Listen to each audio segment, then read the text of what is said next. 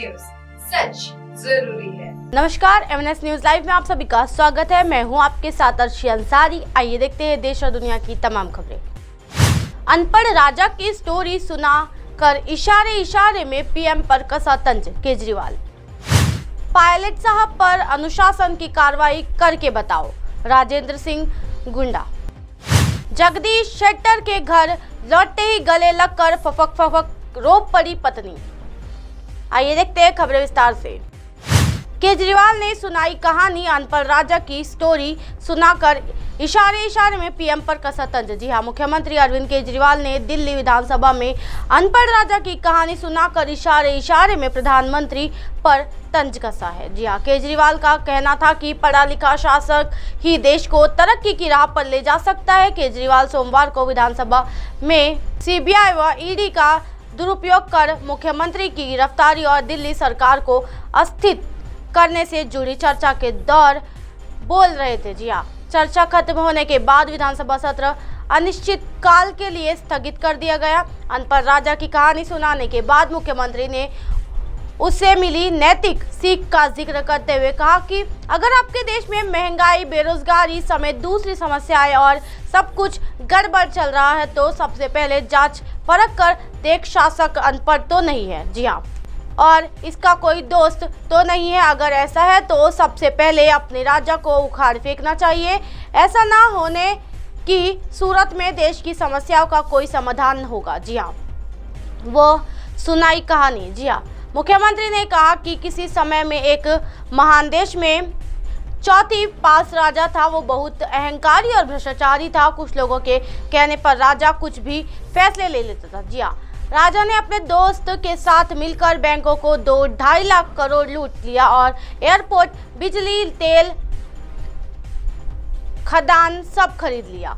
देश में petrol, diesel, रसोई गैस सब महंगा होने से चारों तरफ हाहाकार मच गया। राजा ने विरोध करने वालों को जेल में डालना शुरू कर दिया। जी हाँ, आखिर में जनता को राजा की हकीकत पता चल गई और उसने उसे हटाकर एक ईमानदार देशभक्त आदमी को राजा बना दिया और देश खूब तरक्की करने लगा। जी हाँ, मुख्यमंत्री ने कहा कि राजा को कम पढ़ा होने पर बुरा लगने लगा और उसने एक फर्जी डिग्री बनाया।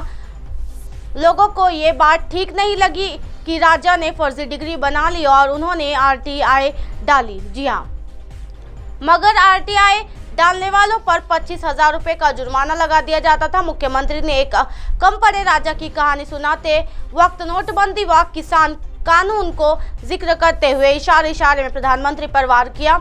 इतना ही नहीं, उन्होंने कहानी में अपने कामकाज का हवाला देकर स्वयं का नाम लिया, बिना अपना खुद एक ईमानदार व देशभक्त भूमिका दर्शाने का प्रयास किया। जी हाँ, इसके अलावा महंगाई के कारण राजा बदलकर ईमानदार व देशभक्त व्यक्ति को राजा देने के तर्क दिए। जी हाँ, भ्रष्टाचार का एक ही काल केजरीवाल के नारे लगाने।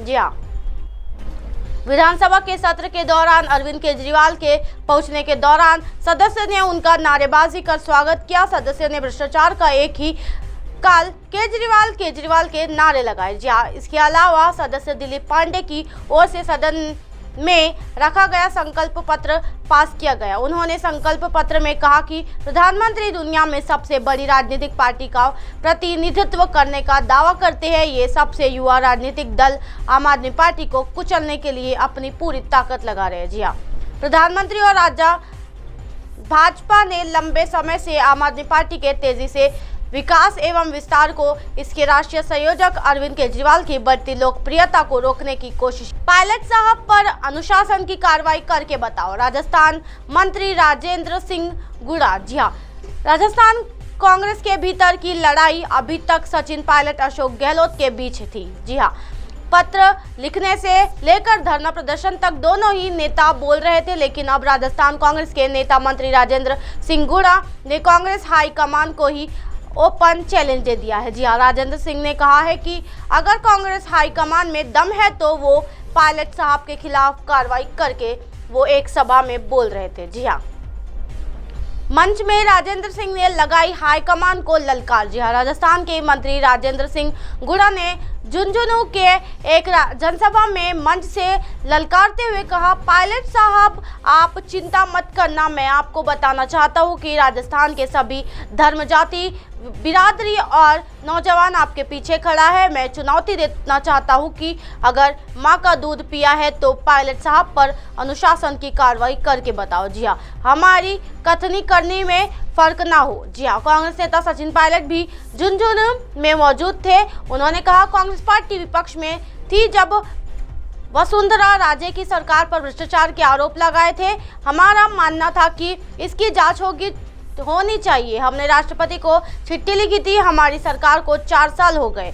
मैंने बहुत चिट्ठियां लिखी लेकिन कुछ नहीं हुआ, इसलिए मैंने अनशन किया। इस पर जांच होनी चाहिए ताकि हमारी कथनी करने में फर्क ना हो। बता दें कि सचिन पायलट ने वसुंधरा सरकार के दौरान हुए घोटाले की जांच की मांग करते हुए जयपुर में 1 दिन का अनशन भी किया था। जगदीश शेट्टर के घर लौटते ही गले लगकर फफक से रो पड़ी पत्नी, बीजेपी ने नहीं दिया टिकट।